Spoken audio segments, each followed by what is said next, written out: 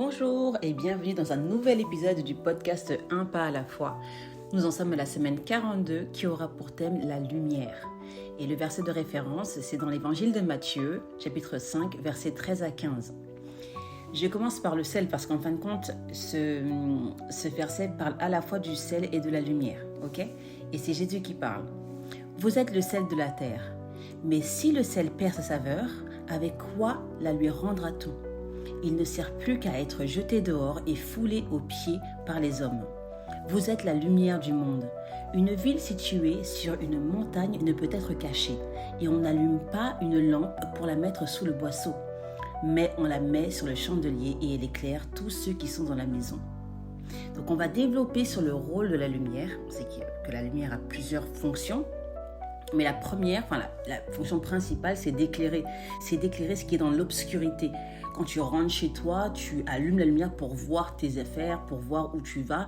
Sinon, c'est la catastrophe assurée. Tu vas te cogner partout, tu vas faire n'importe quoi.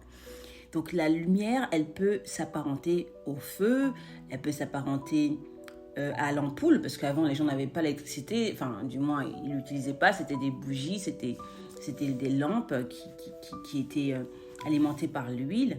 Donc, quelle que soit sa forme, ça aide à rendre visible ce qui est invisible, à éclairer ce qui est dans l'obscurité. Aussi, ceux qui portaient le flambeau, c'était des rôles de guide, c'est ceux qui ouvraient la voie, c'est ceux qui montraient le chemin. Donc, cette lumière a aussi ce rôle de guide, d'éclaireur. Et il y a aussi une troisième définition. Tu vois l'expression « la lumière au bout du tunnel », ça évoque l'idée que à la fin d'une période difficile, tu retrouves enfin l'espoir.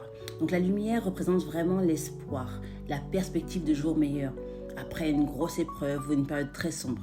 Donc voilà, moi je voulais vraiment prendre ces trois définitions et maintenant en voir les conséquences, les réactions, parce qu'on sait qu'on ne réagit pas tous pareil à la lumière. Spirituellement, la lumière, elle peut éblouir les autres. Elle peut déranger parce qu'elle rend aveugle. Tu vois, quand tu as trop de lumière, les gens, ils veulent éteindre cette lumière parce que ça leur renvoie quelque chose. La lumière, comme elle révèle les choses cachées, certains peuvent éprouver face à cette lumière un sentiment de honte. Parce que quand les choses sont révélées, on ne peut plus les cacher. D'ailleurs, il y a un verset dans la Bible qui parle de ça. Et je ne l'ai pas en référence, mais à trouver. Donc la lumière, elle peut faire fuir. N'aie pas peur parce qu'en portant cette lumière, les gens vont réagir. Certains vont être attirés par elle, d'autres vont la fuir. Donc on sait que la vérité fait peur et la lumière est cette vérité. Aussi, on sait que la lumière peut transformer, tu sais, les éléments. Quand il y a quand le sable est porté à la chaleur du feu, ça se transforme en verre, en cristal, lorsque c'est un éclair. Et aussi, on sait que la source principale de lumière pour la Terre, c'est le soleil. Tout le monde n'a pas les mêmes réactions au soleil. Il y en a qui sont allergiques, d'autres qui font des rougeurs, etc. Donc voilà, certains auront des réactions étranges face à la lumière. Donc voilà, pareil, ne te pose pas trop de questions quand les gens ont une réaction très bizarre devant toi parce que tu vas réveiller spirituellement ce qui est en eux. La lumière, dans ce verset, sert à éclairer. Elle montre le chemin. Jésus nous dit qu'on ne peut pas la cacher sous un boisseau. Donc, ne cache pas ta lumière. Si tu es connecté à la source, c'est-à-dire à la lumière du monde qui est Jésus-Christ, et ça c'est dit dans Jean 8, verset 12, si tu es connecté à cette lumière, ta lumière brillera toujours. Mais c'est vraiment quelque chose que Jésus a déclaré pour ta vie, que tu sois la lumière, que tu sois le sel. Et le sel, on sait que c'est un exhausteur de goût, on sait que c'est un conservateur. Sois qui tu dois être, ne reste pas juste passif, mais prends ton rôle au sérieux. Parce que Dieu veut que nous puissions aussi passer le flambeau. Il veut que nous puissions être ces petites lumières, tu sais, pour pouvoir éclairer l'obscurité de ce monde.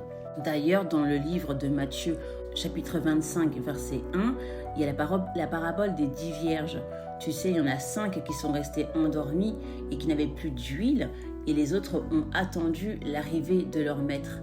Donc c'est pour dire à quel point tu te dois de rester connecté pour rester éveillé parce que nous ne connaissons ni l'heure ni le jour de son retour. Alors reste connecté à lui. Donc voilà, j'espère que ces mots t'auront fait du bien et que ça t'encouragera à prendre ton rôle au sérieux et de répandre la lumière autour de toi. N'aie pas peur des réactions, ça c'est leur problème. Toi, veille à être celui que Jésus attend que tu sois. Ok, je te dis à la semaine prochaine pour un nouvel épisode.